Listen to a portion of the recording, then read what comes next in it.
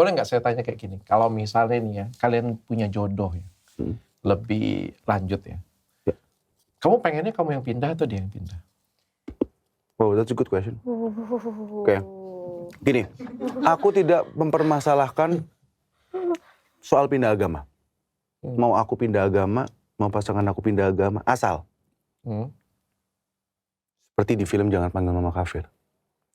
Harus bukan karena kemenangan, tapi karena, apa sih? Hidayah, panggilan dari hati. Jadi ngapain kita, kalau buat aku ya, aku pindah agama, tapi memang gak dari hati. Berarti aku cuma melakukan, contoh nih, aku melakukan hanya buat Michelle. Aku pindah buat Michelle. Karena aku gak takut kehilangan Michelle, karena aku udah nyaman sama Michelle. Nanti ketika itu sudah terbiasa, tapi di rumah aku gak melakukan dan aku tidak menjadi imam yang baik untuk Michelle, aku merusak Michelle. Aku merusak diri aku. Aku merusak, ya, aturan Islam, itu it's not good. Kalau memang aku mau masuk Islam, aku harus benar-benar emang ingin dan mau benar-benar serius belajar. Dan sama sebaliknya, menurut aku ya. Alasannya karena agama itu sendiri atau karena Islam itu sendiri ya?